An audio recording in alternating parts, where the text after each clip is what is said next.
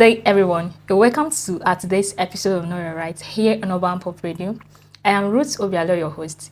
In today's episode, we'll be discussing a deeply sensitive but important topic, which is rape, because it is an issue that affects people across age, gender, and backgrounds. Yet many have not fully understand what rape entails in the Constitution, how survivors can get help, and how the society can do better. The goal of this discussion is to create awareness, encourage open conversation, and provide clarity on this topic. In today's episode, I'm not alone in the studio. We have a very important guest, Barrister Gift Nko. She's a devoted Christian and a passionate advocate for justice, equity, and fairness. She's a People's State Counsel in the Office of Director of Public Prosecutions, Kwara State. During her NYC, she served as the President of Legal Aid, leading young lawyers who provided pro bono services and carried out community sensitization programs. She's a committed researcher and writer, having co-authored book and worked with GK Girigiri and Co. as a research manager and litigation. She's now expanding her interest into corporate space, particularly in intellectual property and taxation.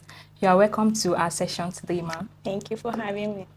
Okay, moving further to the questions we have for today for discussion.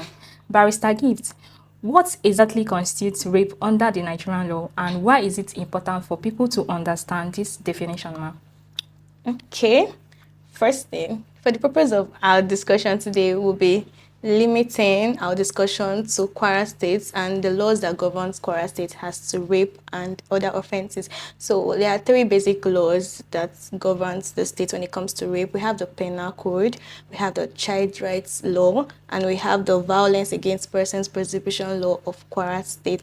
So I'll be taking my definition of rape from the Penal Code and also from the Violence Against Persons Prohibition Law of Kwara State, and then we'll point out the key elements that constitute rape. So according to section 282 of the Penal Code, a man is said to have committed rape if, save in the case referred to subsection 2, have sexual intercourse with a woman in any of the following circumstances. And we have against her will, we have without her consent, and with her consent when her consent has been obtained by putting her in fear of death or hurt, and also with her consent when the man knows he is not her husband, or that his consent is given because he believed to be her husband. That's just like misrepresentation.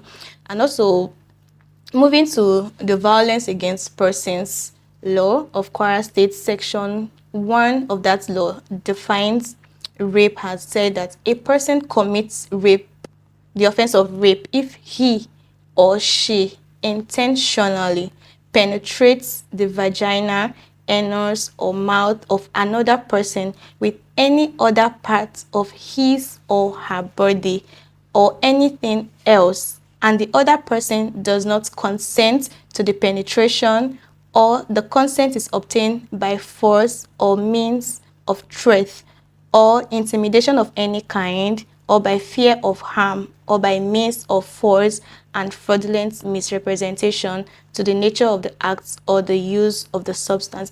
So basically from those two definitions, we could see that one of the key elements to establish when it comes to rape is that it is against the person's will, and that consent was not given.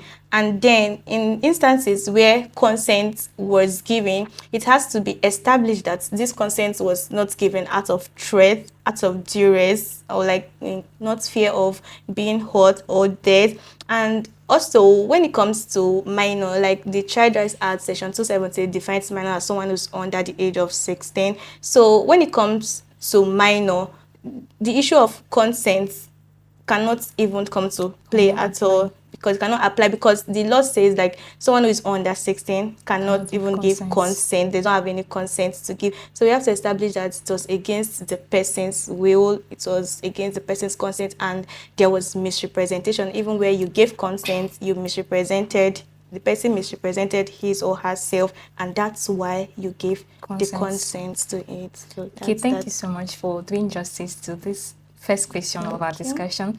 Moving to the next question. Must someone scream or engage in physical struggle with the offender to show the person does not give consent? Okay, well, like from the definitions we read, like there's nowhere explicitly stated that you have to scream. Because to show you didn't give consent, you don't have to scream.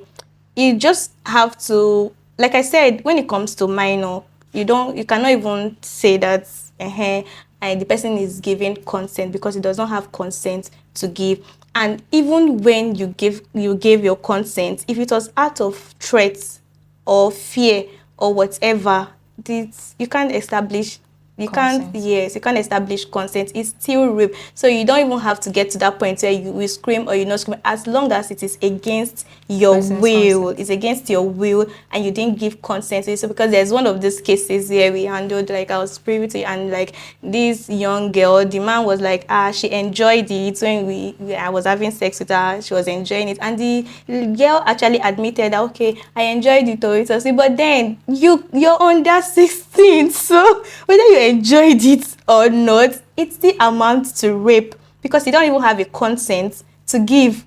That's for That's for underage people. minor. Then even as an adult, as long as it was against, you can establish that it was against your will. I know that there is a provision when it comes to the South, the criminal code, there's a provision that even if you're in the middle of it, you've been enjoying it, and justice said no, No. even with the tiniest voice, yes, it's still rape. As because like at any point you can withdraw your consent. That's the Consent. position according in the South. Yeah. Thank you so much, Ma, for doing justice to that. Then moving to the next question of our discussion, Barrister Gift. Is rape exclusive to the female gender? Oh. If not, is there any Nigerian law that protects the male gender from rape as well?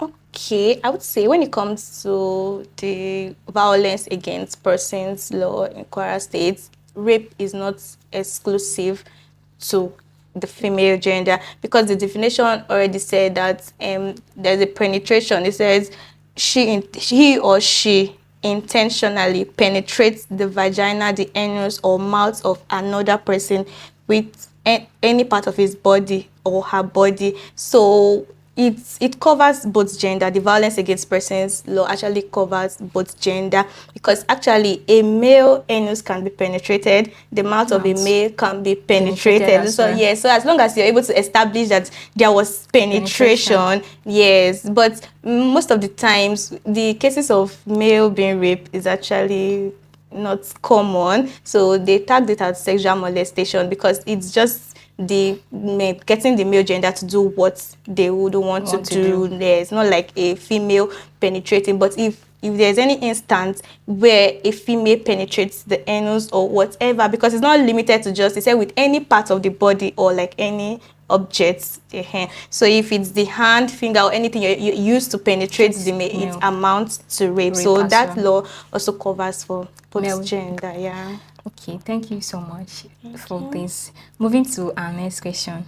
Why do you think victims hesitate to report rape, and what are the psychological effects that they commonly face afterwards? Oh, well, I would say one of it is the trauma, the anxiety that comes with it, and like the stigmatization, like the society. I don't know, like some people just see it as maybe a taboo that someone Oh, is it's rape raped. Yes, a victim. rape victim is a taboo. So they might just, that stigmatization, just want to say, they shouldn't say this is the person that was raped, this girl was raped. And like, we also know that when it comes to like litigation, it takes a lot of time for justice, even though at the end of the day justice will be served. But it's not like you go to court just a day and the next day they've given Judgment judgment on the ahead. case. So like imagine a case is taking like 2 to 3 years and this person have to be coming to court and everybody's saying you are As this girl was raped, and raped. every day you see and this rape case they come for. So like that stigmatization, it lives on the person, and that fear not to be like be an outcast. People might just, your friends, your colleague. And also if it has to be, okay, you're raped by your uncle, close persons, the family will want to maybe cover it up. Don't take it, don't expose this thing, and the trauma is there, you're dying inside because you can't even speak up. You don't want to embarrass your father, your brother, your uncle, your neighbor, anybody that did that to you. So it's just a whole lot, like the trauma and everything is a whole lot. For some persons, they will not like want to speak out. Okay, thank you so much for your answers. Okay. Then moving to our next question for discussion. Are there NGOs or verified helplines that victims can reach out to for free support here in Kwara State? Yeah, they are like the International Federation of Women Lawyers. That's the FIDA, and we have the legal aid. Also in the Ministry of Justice, there is a department, the Gender and Violence Based Unit. So there are some NGOs around that help that against rape, help with victims pro bono. You can always reach out to them. Okay, thank you for today's section of Know Your Rights Barrister Gifts. I would like to ask you, do you have any advice you want to offer to rape victims out there or parents of rape victims out there watching this episode of Know Your Rights today?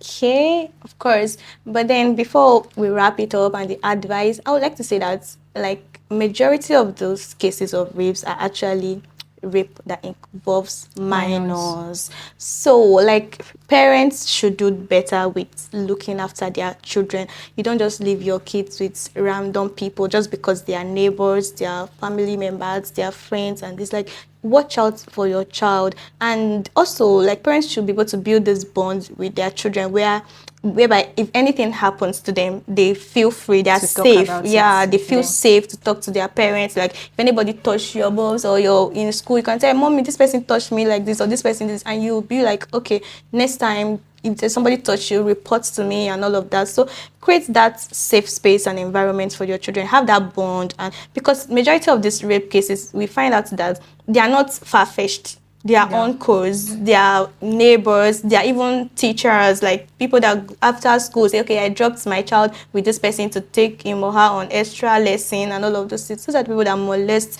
this young one. So be watchful of who you leave your child with. And also for a rape victim, like that you're a rape victim does not mean that's the end of the world. Like you still have your life ahead of you to live. So don't let what the society say discourage you from seeking justice, because at the end of the day, justice will actually truly be served, even though it might take a while or anything, but then you'll be glad you spoke up, you will get justice. So speak up. And also, if you speak up, you don't know the thousands of women you're encouraging that will be able to speak up, because if they could serve justice for this person, that means my own case. Yes, they can also get justice. So don't beat yourself up. And I feel like one of the ways that people easily hear is when you talk about the trauma. Yes, when you talk about it, the trauma is not going to you. It's going to take time. I'm not saying like healing is just going to be like a day or a week or immediately. It's going to take time, but surely you will heal if you're able to speak about it and confide in someone about it.